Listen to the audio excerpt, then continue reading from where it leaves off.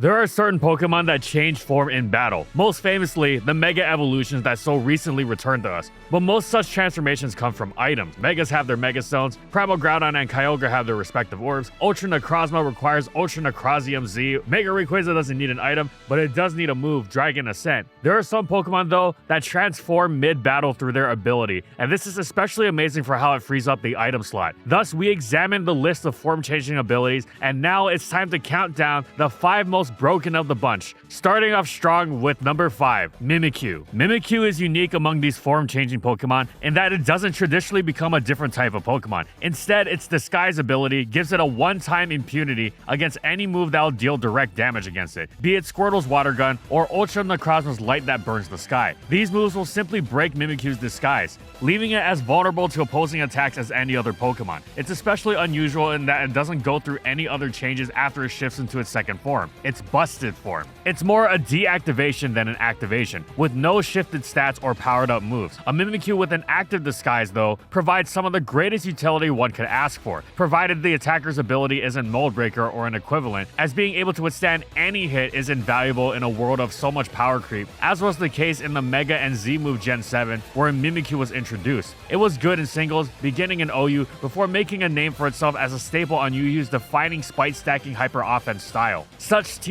for all their offensive power, are lacking in ability to withstand inevitable counterattacks, which is especially notable when they begin games by sacrificing Pokemon to set up entry hazards. And that was the beauty of Mimikyu, which provided that crucial one-turn backbone. One turn was all that was needed in such close, fast-paced games, especially with Mimikyu's excellent pool of options to respond with. It managed to play such crucial defense without giving up offense. Plus, worst case, you could neutralize a threat by slapping a red card on to force the disguise-breaking attacker out. That's not all, as Mimikyu's disguise only being busted by direct damage meant it would remain intact if it switched into a move that it was immune to. And its Ghost Fairy typing was littered with extremely useful immunities to Dragon, Fighting, and Normal. So Mimikyu worked well in singles, but in VGC, it was absolutely incredible. In a world without entry hazards, it was free to run Focus Sash, which meant that with Disguise, it could take 2 of basically any hit, especially since its normal immunity meant it didn't have to worry about Fake Out. Qualities all superbly effective in enabling it to pull off extremely powerful Chief support in Trick Room. Sure, Mimikyu didn't hit especially hard, with base 90 attack and its Ghost stat being the 70 base power Shadow Claw, and Disguise didn't do anything to stop status moves, but because of how incredibly powerful basically getting a free turn is, generally these flaws didn't do much to hold it back, regardless of format. In singles, it was a Swords Dancer with solid speed and stat priority, while in VGC, it flipped the dimensions for the benefit of not just itself, as well as threatening physical attackers with Will-O-Wisp, and if it so chose to, Mimikyu could also pack a real punch with Play Rough, powered up into its signature Z move, the stunningly powerful, terrifyingly named Let's Snuggle Forever, clocking in at 190 base power. Mimikyu was actually so good in VGC, so all-encompassing in being able to stifle just about everything multiple times with the Disguise Focus Sash combination. Game Freak saw it fit to nerf Disguise in Gen 8. Now, when the Disguise is tripped and Mimikyu shifts into busted form, it loses an eighth of its health, or 12.5%.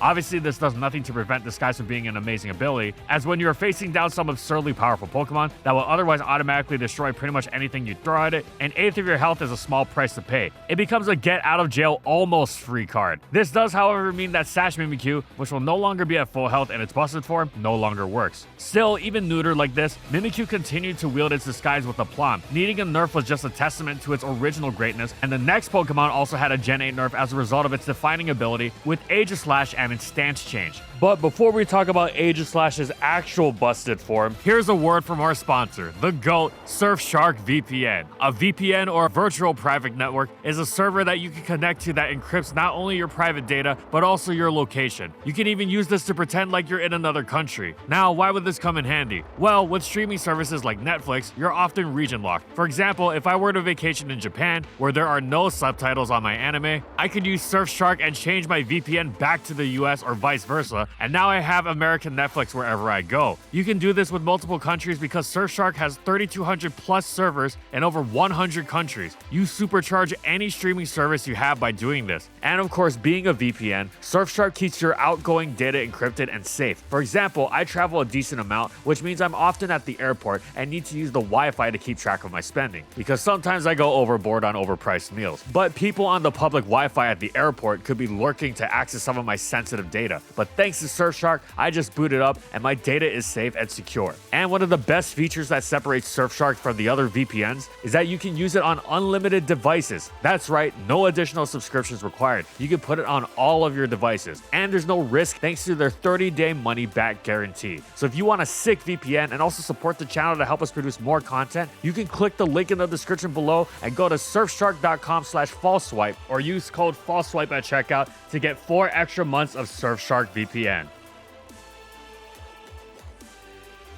At first glance, neither of Aegislash's forms, the defense-focused shield form and offense-focused blade form, seem particularly impressive. If anything, they seem incredibly exploitable. Its shield form, while packing base 150 in both defenses, can deal no damage, and its blade form, despite base 150 in both offenses, can withstand no damage, with the latter an especially glaring flaw given how non-existent its speed stat is. However, here's where its ability kicks in. Aegislash will never actually attack with its shield form's low offenses, because as soon as it attacks, it switches into its blade form. In fact, its low speed works in tandem with this ability. It'll tank the hit first in a shield form, then respond in blade form. Okay, that's cool, but doesn't that mean after the first hit, the blade form's low defenses are exposed? Nope, because stance change means that whenever Aegislash uses its signature move, the Protect-esque King Shield, it hops back into shield form, guarding itself from direct damage while it becomes ready once again to tank more hits before dishing them back out and repeating the whole process. It even threatens to cut its opponent's attack by 2 stages should they use a move that makes contact while it's using King Shield, which is especially problematic considering Crunch, Pursuit, and Knockoff are among Aegislash's few weaknesses. The Stance Dance, as it was called, effectively propelled Aegislash into a Pokemon with 150 in both defenses and offenses quasi-simultaneously. Form-shifting abilities have made for some crazy transformations, but Stance Change is unique in that it basically allows Slash to be 2 different Pokemon at once, or if you prefer,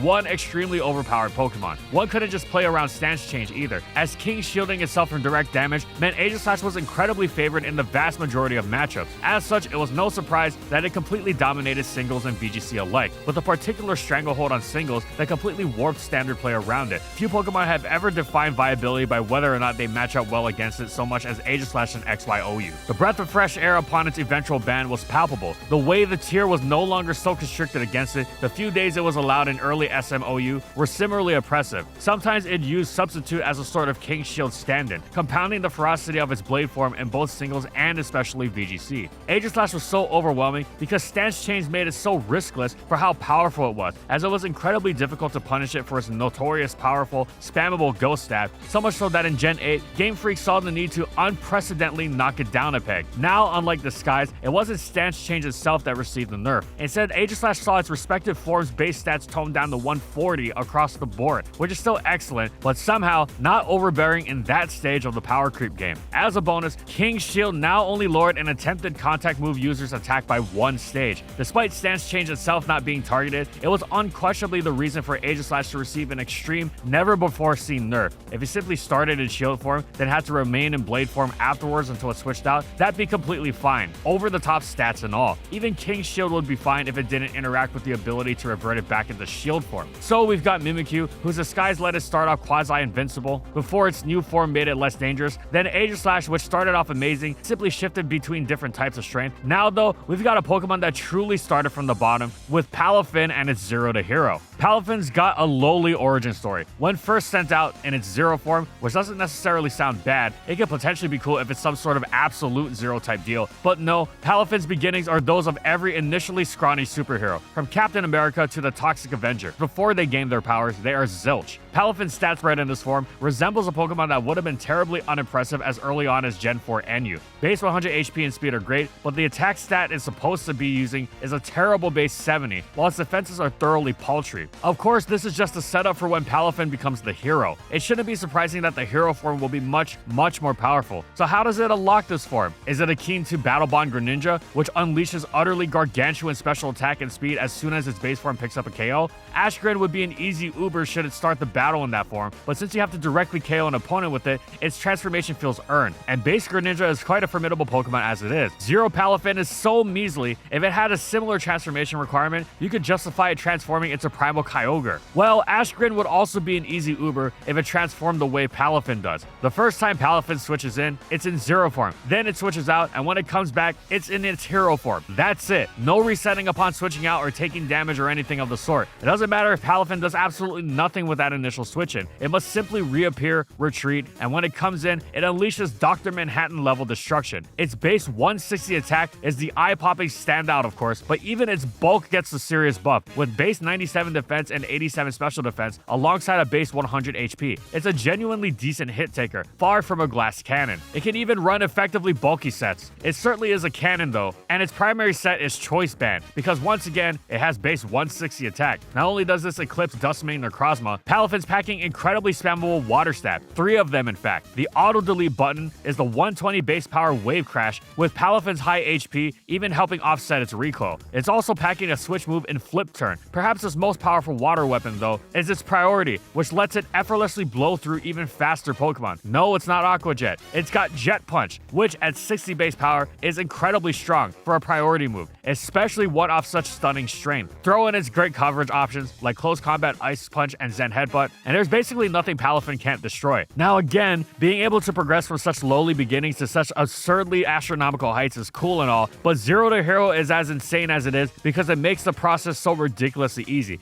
Just about automatic, similarly to how quickly it took Palafin to get banned from OU. If Palafin's transformation took any semblance of effort, it'd become much more palatable, but Gen 9 abilities aren't really about that kind of thing, as also evidenced in our number 2 choice, Terapagos' Terra Shift. Base Terapagos is pretty pitiful, a slow normal type with barely passable defenses and barely existent offenses. However, competitively speaking, base Terapagos may as well not exist, because its Terra Shift means that as soon as it enters the battle, it transforms into its Terrasteel form. This is much better, with genuinely good bulk, pretty solid speed, and good special attack. But at the same time, it's a stat spread you'd expect of a good UU or really even RU Pokemon at this stage of power creep, especially since it's a normal type. It's true that Terra-style Terapagos isn't particularly crazy in and of itself, as it has an excellent ability, Terra Shell, which makes it so that any damaging attack it takes while at 100% health is not very effective. This could definitely get out of hand on certain Pokemon. But solid as Terapagos is, it doesn't seem quite like the kind of offensive juggernaut needed to make that happen. Indeed, this is true. The broken aspect comes into play once Terapagos terastallizes into Stellar type, at which point it launches into its final form, the Stellar form. Its speed and defenses stay the same, but its HP launches to a staggering base 160, making it one of the bulkiest Pokemon in the game, while it improves to a powerful base 130 special attack, from which it wields its signature move, the 120 base power Terra Starstorm, which becomes Stellar type and thus strikes other terastallized Pokemon super effectively. Technically, it can also be a physical move if Terapagos' attack is higher than its special attack, but Terapagos' base attack, while okay, is much lower, nowhere near the destructive potential of its special attack. Anyway, Stellar Terapagos is an almost incomprehensible, Lovecraftian monster in both singles and VGC, with various calm mindsets fueling Terra Starstorm to absurd levels of power. In singles, it also wields the incredible utility of Rapid Spin, clearing hazards and boosting its speed, while in VGC, it's especially brutal because Terra Starstorm hits both targets. As a bonus, as soon as Terapagos becomes Stellar, its Terraform Zero ability provides the incredible support of clearing weather and terrain. All this is set in motion through its initial Terra Shift, always automatically ensuring you always have the option to pull out that Terra away and unlock this final boss of sorts when you're ready. Now, before we get to number 1, we've got a quick honorable mention in Battle Bond Greninja. We'll be quick as we partially went over it in the Palafin section, but should you manage to get the KO with base Greninja, you're rewarded with a monster that packs just 1 base special attack less than Mewtwo, and 2 more base speed. Greninja regularly pulls the transformation off in spite of its opponent's best efforts to not give it that KO, and afterwards, its stab becomes close to KOs, while even its priority Water Shuriken is powered up, going from 50 base power per hit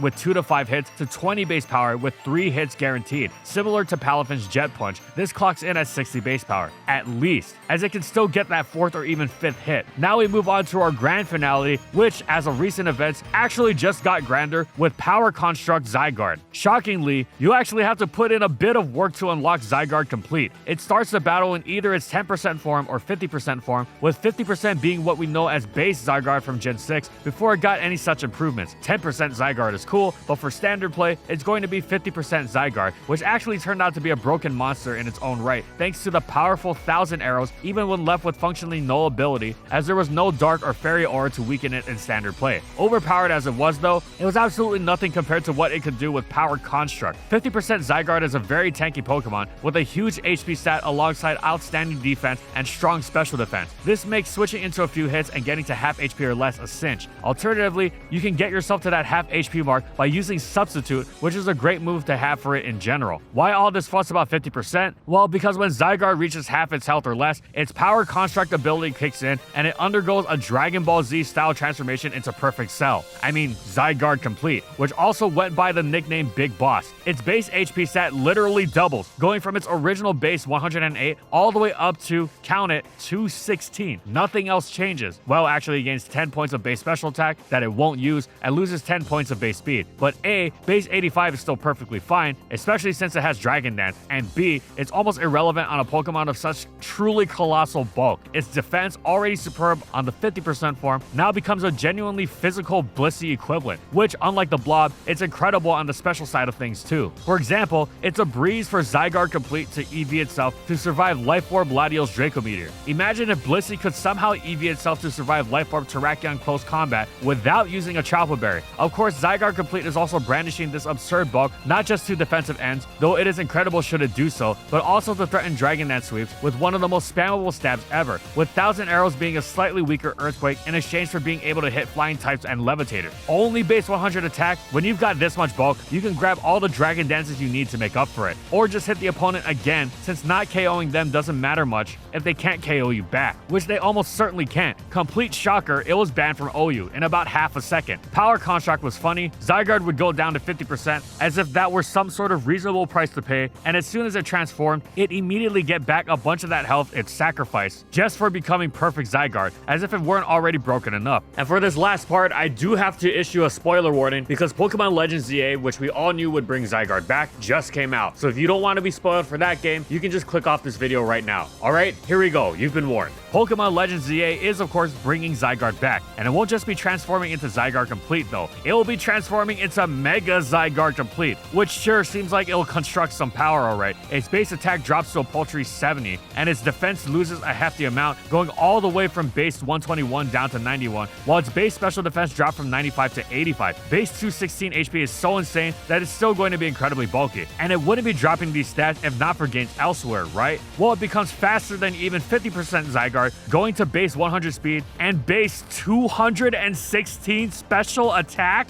Wow, we just went from Perfect Cell to Cell Max real quick, huh? I guess this was foreshadowed when 50% Zygarde gained 10 base points upon going complete. So much for not using special attack. Did you think it was weird how Zygarde Complete has such low attacking stats? Well, now Mega Zygarde Complete is going to obliterate everything with what is by far the single highest attacking stat in the game. Previously, this distinction belonged to Mega Mewtwo Y, clocking in at a mere base 194. How are we going to construct some counters to such power?